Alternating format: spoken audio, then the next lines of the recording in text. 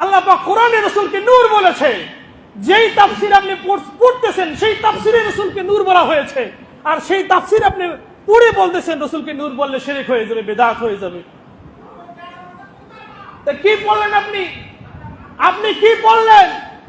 আপনার এই ইলম ডাস্টবিনে ছুঁড়ে ফেলেন, এটা কোনো ইলম না।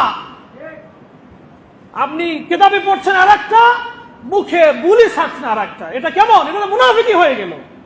রাসূলের দুই কন্যাকে যে বিবাহ করেছে তার নাম হয়ে গেছে দুই নূরের মালিক। রাসূলের কন্যাকে নূর বলা হচ্ছে, কিন্তু সমস্যা এক জায়গায় রাসূলকে নূর বললেন। রাসূল যেই পাহাড়ের উপরে সময় কাটিয়েছেন সেই পাহাড়কে জাবালে নূর, নূরের পাহাড় বলতে আপত্তি নাই। রাসূল যেই শহরে হিজরত করেছেন সেটাকে নুরানি শহর বলতে আপত্তি নাই। আপত্তি এক জায়গায় রাসূলকে নূর বললেন। মানে সিন্নি খাইলা কার উসিলায় মোল্লা চিনলা না। যার উসিলায় তাম পৃথিবীর সবকিছু নুরানি হয়ে যেতে পারে, শুধু দূর হতে পারে না সেই ব্যক্তি। মানে মানুষের বিবেক বুদ্ধি লোপ পেলে যে কেমন বোকা হতে পারে মানুষ, স্বাভাবিক জিনিস, কমন সেন্স ইউজ করলে এটা বোঝা যায়।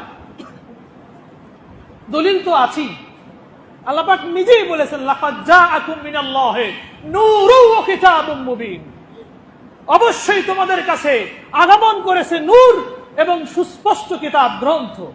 এই নূরের তাফসীরে জালালাইন খুলে দেখেন। জালালাইন নামে কওমি মাদ্রাসায় একটা ক্লাসই আছে, যে ক্লাসে জালালাইন শরীফ পড়ানো হয়।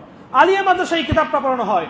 সেই কিতাবটা খুলে দেখেন, যেই কিতাবটা আলিয়া কওমিয়া সমস্ত বাংলাদেশে যে কিতাবটা পড়ানো হয়, সমস্ত বিশ্বে যে কিতাবটা সমাদৃত তাফসীর গ্রন্থ, সেখানে সেই কিতাবটা খুলে দেখেন নূর, লাকাদ জাআকুম মিনাল্লাহি নূর, এই নূরের তাফসীর আয় মুহাম্মদ সাল্লাল্লাহু আলাইহি ওয়াসাল্লাম।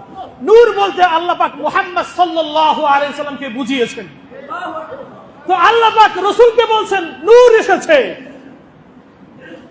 আল্লাহ পাক কোরআনে রাসূলকে নূর বলেছে, যেই তাফসীর আপনি পড়তেছেন সেই তাফসীরে রাসূলকে নূর বলা হয়েছে, আর সেই তাফসীর আপনি পড়ে বলতেছেন রাসূলকে নূর বললে শিরক হয়ে যাবে, বিদআত হয়ে যাবে।